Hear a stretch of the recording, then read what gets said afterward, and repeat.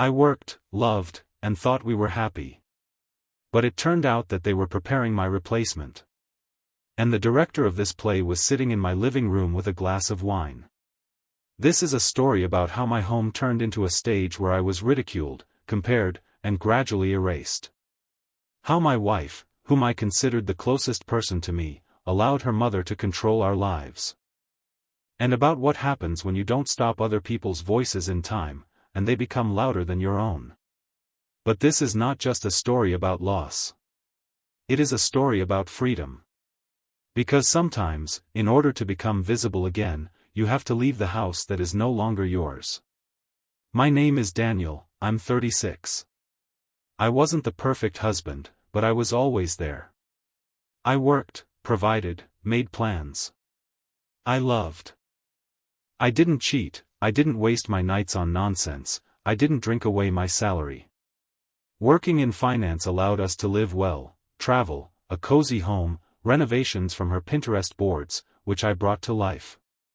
When I met Maya, she was vibrant, smart, charismatic, with that spark that makes people turn their heads.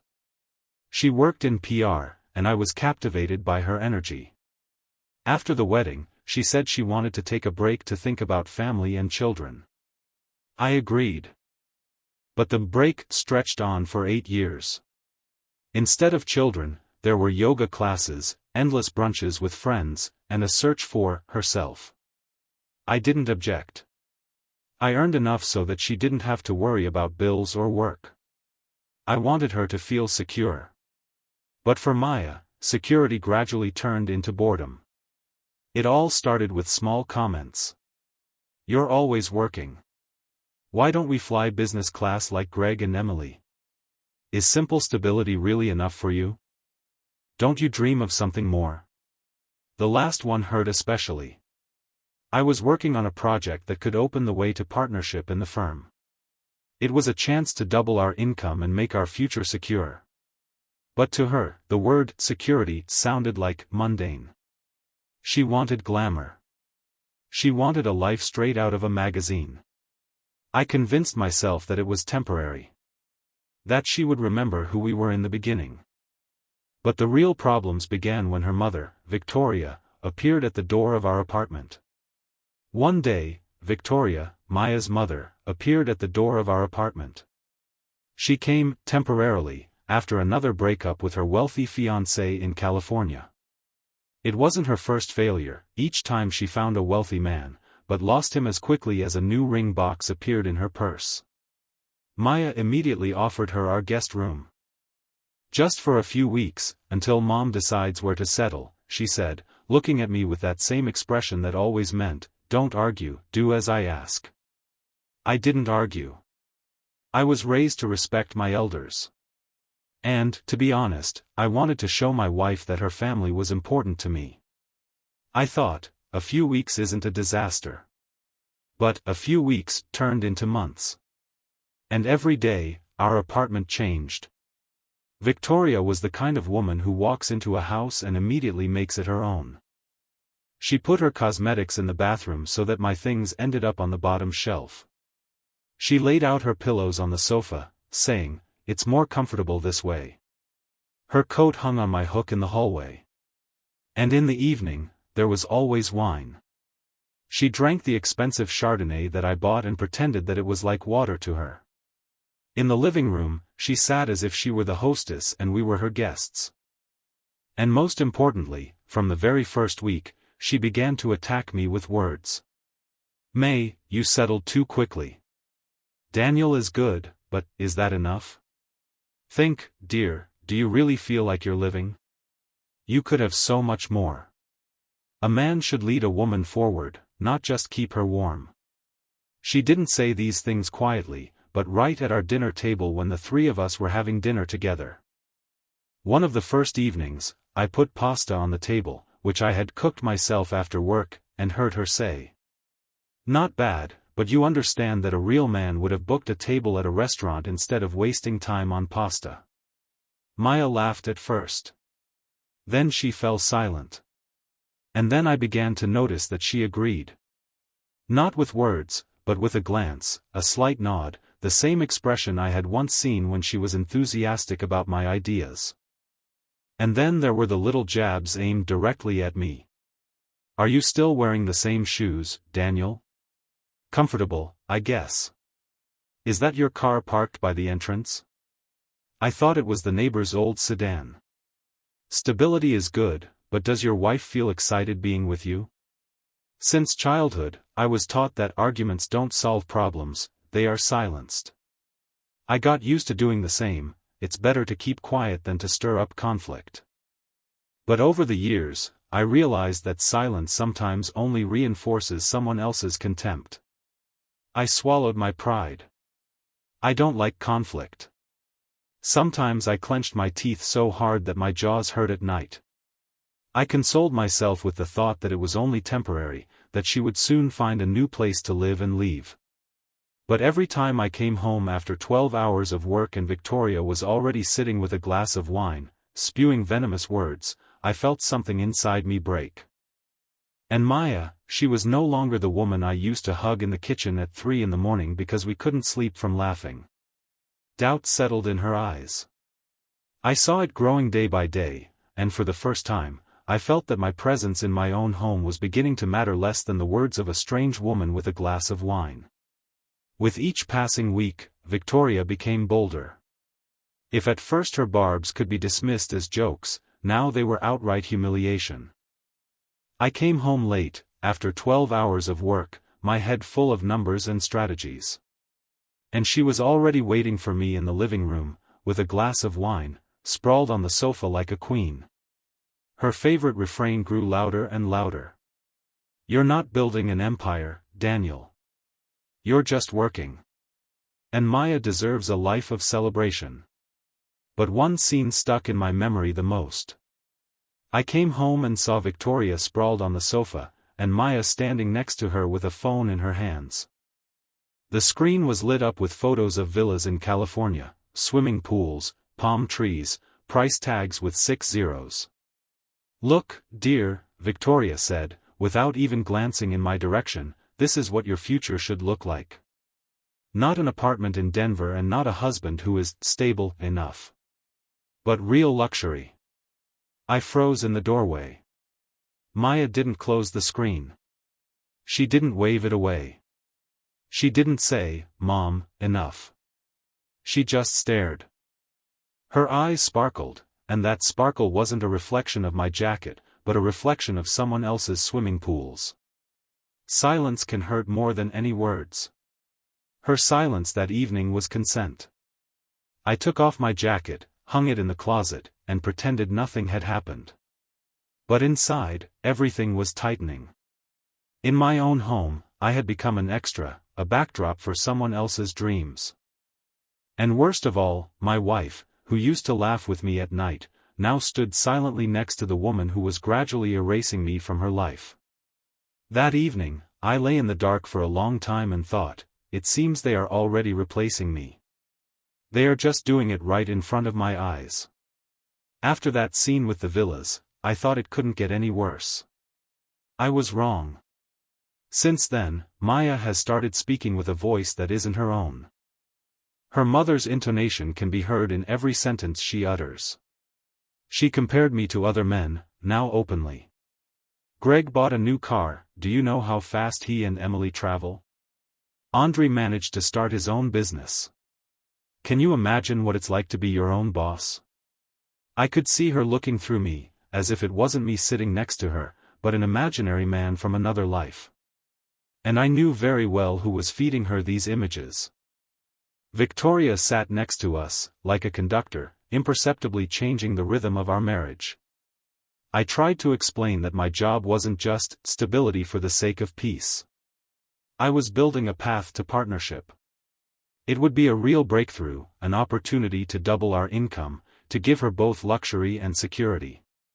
But in her eyes, I saw indifference. One evening we were sitting in the kitchen. I was taking dishes out of the dryer, she was scrolling through her phone. It seemed like a normal everyday moment, but there was something unusual about it, a cold distance. And then she suddenly said, "I don't want to feel stuck." She didn't say, in this apartment. She didn't say, in Denver. She said, with me. Those 3 words hit harder than any of her mother's barbs. I wanted to scream, to remind her how I worked nights so we could have a life others only dreamed of. I wanted to pound my fist on the table, to prove that I wasn't a burden. But I remained silent. And in that silence, she heard not my love, but confirmation that she was right. For the first time, I realized, this was no longer just a crisis. It was a turning point. And not in my favor. Maya always loved having guests. Once upon a time, these were warm evenings with friends, laughter, music, the smell of fresh pizza from the oven. But now our home was no longer a place of intimacy. It had become an arena for show performances. That evening, she invited several of her friends over. I came home from work tired, but the table was already set with cheese plates, bottles of wine with French chateau labels, and candles that cast a soft flicker on the walls. The atmosphere was more like a demonstration than a friendly gathering. At first, the conversation revolved around university memories, but very quickly the topics changed. Her friends began to compare, who flies business class, whose husband is more promising, who received a gift with 6 zeros. At one point, one of them looked at me and asked with a smile, "What do you do, Daniel?" I calmly replied, explaining that I deal with financial strategies, manage large portfolio deals, and am responsible for stable client profits. Serious, responsible work. She shrugged her shoulders and took a sip of wine. "Ah, so you're an employee. Not an owner, not an investor?" The air in the room became heavier. The silence lasted only a second, and that's when Victoria decided to add her 2 cents. "Yes, he's good at what he does. Just not ambitious, you know." And at that moment, I heard laughter. Short, but very distinct. My wife's laughter. Once, that laughter was our secret code of intimacy. We recognized each other by a single semitone. But now it sounded like a knife. She wasn't laughing with me. She was laughing at me. I felt the blood rush to my face. I wanted to get up, slam the door, and break up this performance. But instead, I sat silently, finishing my meal, feeling like an extra in someone else's play. When the guests left, I gathered my strength and spoke. "You let them humiliate me. In our home. And you laughed along with them." She rolled her eyes as if I were a little boy who was dramatizing everything again. "You take everything too personally. We didn't talk for 3 days. And the silence between us was louder than any shouting. For the first time, I thought, maybe I've already lost my wife. Without even leaving the house. After that party, our apartment felt really cramped. Not because of the furniture or our belongings, but because of Victoria's presence. She filled the space with herself, her voice echoing in every corner. It seemed as if even the walls were listening. And then one evening I came home. The hallway still smelled of my morning coffee, but the living room smelled of wine and sweet perfume. I heard her voice before I saw the scene. "You remember Trevor, right? That lawyer from San Francisco. Already divorced, a house on a hill, a Tesla in the garage. He always had his eye on you, Maya, ever since college," Victoria said, settling comfortably into an armchair. I froze in the doorway. Maya sat next to me, silently scrolling through her laptop screen. "Or Jonathan, my friend's son. He's younger than Daniel, yes. But he's already launching a startup and has raised investments. That's the future, risk, drive, success," she continued, without even looking in my direction. Pause.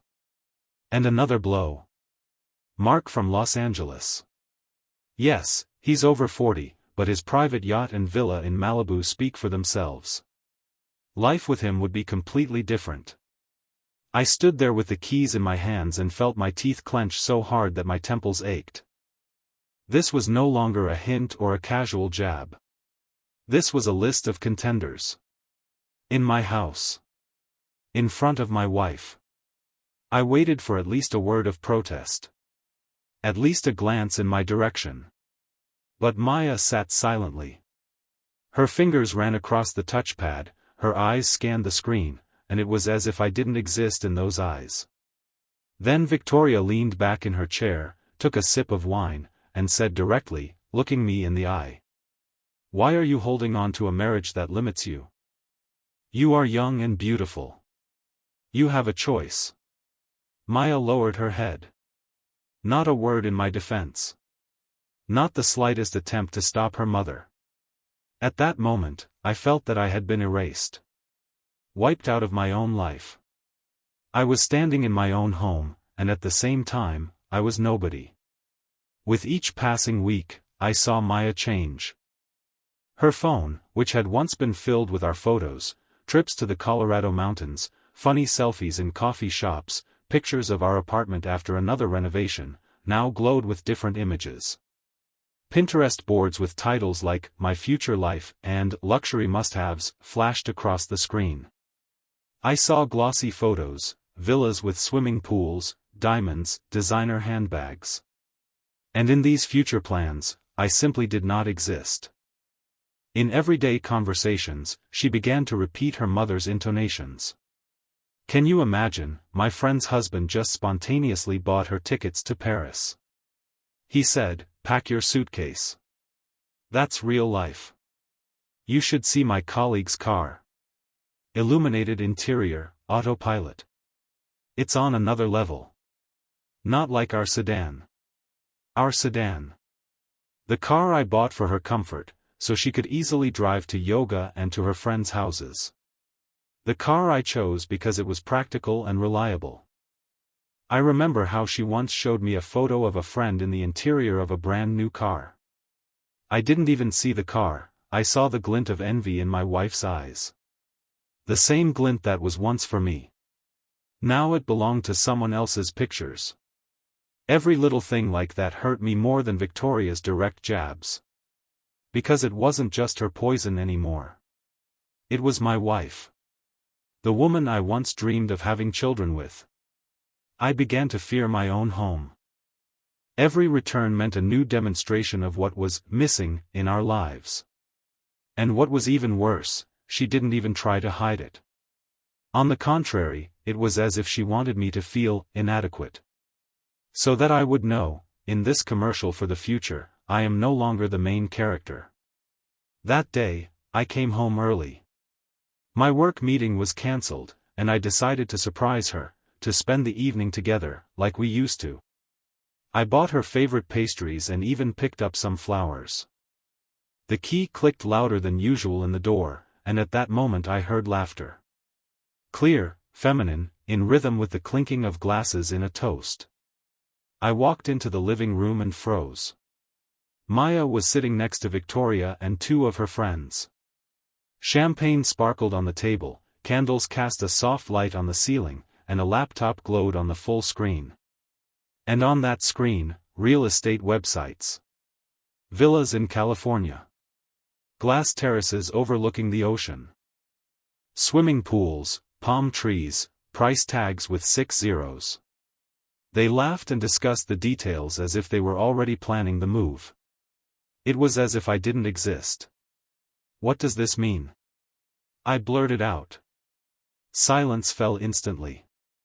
But not the kind of silence where a person realizes their guilt. It was the silence of indifference. Victoria raised her glass and, without batting an eye, replied. We're just thinking about Maya's future. It's time for her to move on. I looked at my wife. She didn't close her laptop.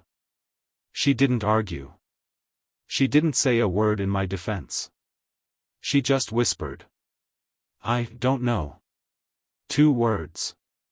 And they hit harder than any insult. I made one more attempt. I stood in the living room, looked at Maya, and said quietly but firmly. I can't live like this. Either we build our life without Mom, or I can't take it. She looked up from her laptop screen. There was everything in those eyes except determination. She was silent for too long, and then she exhaled. Don't make me choose. That was the choice. Because when a person refuses to take a step toward you, they have already taken a step away from you. Asterisk. I didn't yell. I didn't make a scene. I went upstairs and packed my things into a bag. The click of the zipper on my suitcase was louder than their laughter. I booked a hotel room and went out into the night in Denver. Behind me, laughter and the clinking of glasses again. Ahead of me, silence. No one stopped me. Maya didn't follow me. She didn't even call that night. And then I realized, I was no longer the man in this house. I was an extra in someone else's dreams. The first few days after that night seemed unreal. I woke up in a hotel room and caught myself feeling strange, silence. No barbs from Victoria. No comparisons with other men. No laughter from Maya, at the moment when I needed support the most.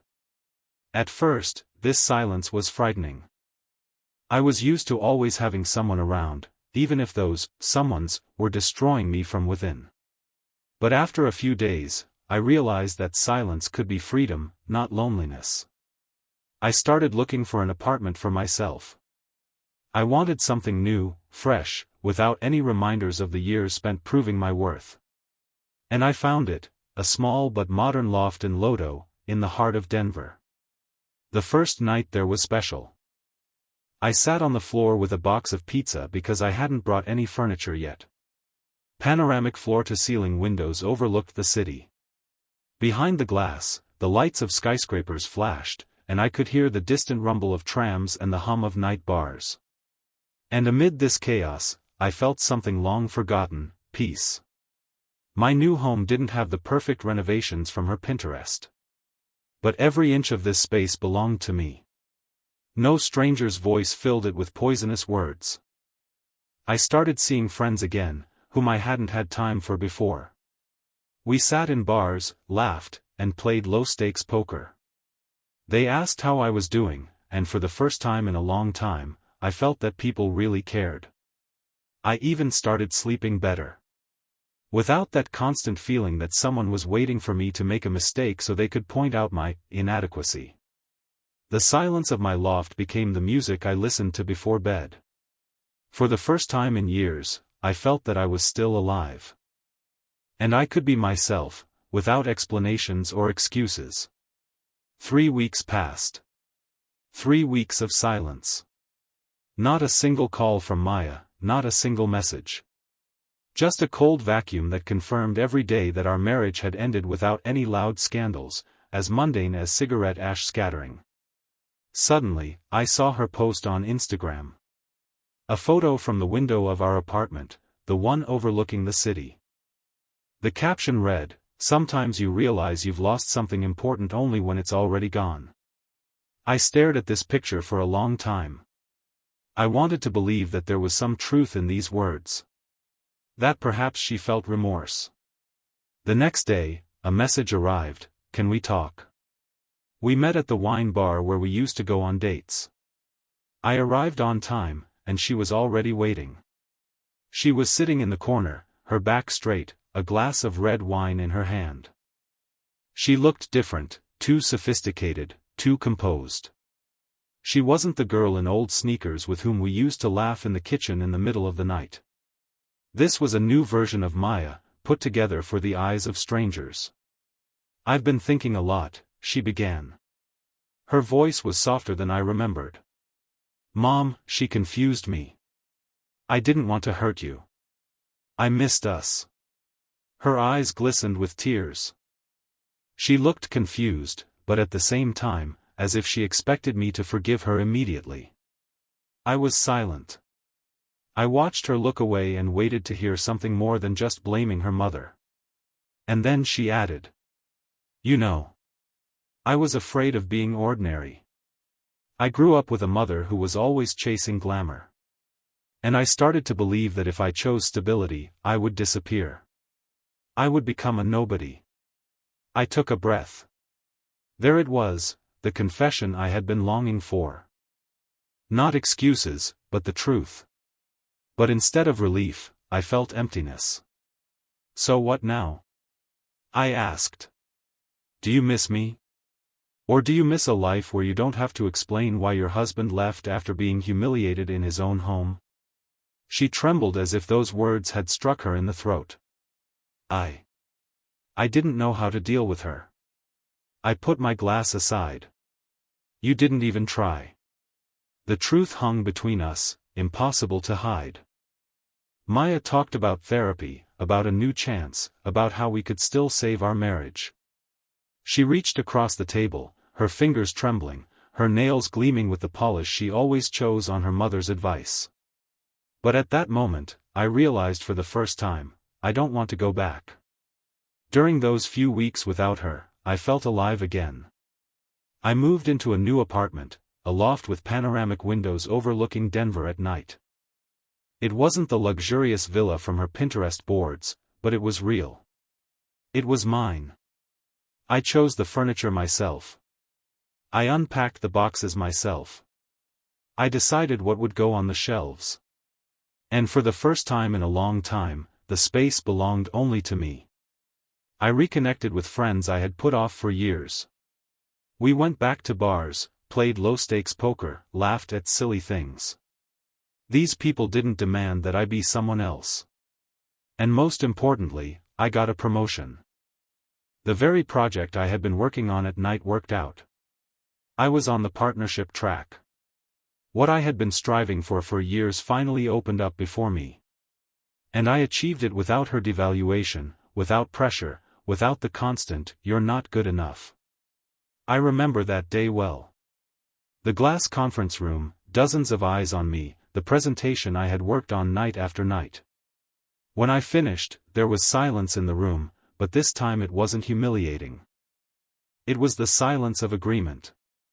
My boss stood up, shook my hand, and said, "This is what will take us to the next level. You've proven that you're ready for partnership." I left the room feeling powerful. At work, I was seen. And appreciated. But at home, I was invisible. I looked at Maya and said, "You know, for the first time in many years, I started to breathe. And I don't want to suffocate again." She started crying. Tears streamed down her face, and she grabbed my hand, squeezing it as if she could hold me back with her strength. But I was no longer the man who could be broken by silence or held back by tears. I slowly pulled my hand away and added quietly, "I loved you. Maybe part of me still does. But I can no longer love a woman who allowed me to become invisible in my own home." For the first time in a long time, I felt calm. Not from victory. From liberation. After that meeting, Maya still tried to get me back. First with messages. Then with long letters full of memories, promises to push her mother aside, and pleas for another chance. But the problem wasn't Victoria. The problem was her. She allowed me to be humiliated in my own home. She laughed when she should have defended me. And no words could ever erase that. I found out from friends that Victoria had left after a big fight. Of course, she blamed me, saying that I had ruined her daughter and robbed her of her ambitions. It sounded ridiculous. Because all I wanted was for my wife to feel safe and know that she was appreciated. Life went on. I became a partner in the firm. I started meeting new people and cautiously allowed myself to date again. And for the first time, I talked about the past without shame. I said, I wasn't the perfect husband. But I was always there. And yet it wasn't enough, not for me, but for the woman who let others determine my worth. Over time, I realized that being loved is not the same as being seen. I was invisible for too long. Now I see myself. And this is a love that I will never betray again. The moral is simple. Never let other people's words destroy your dignity. True love does not laugh when you are humiliated. And if you become invisible in your own home, leave. Because there is always light beyond its walls.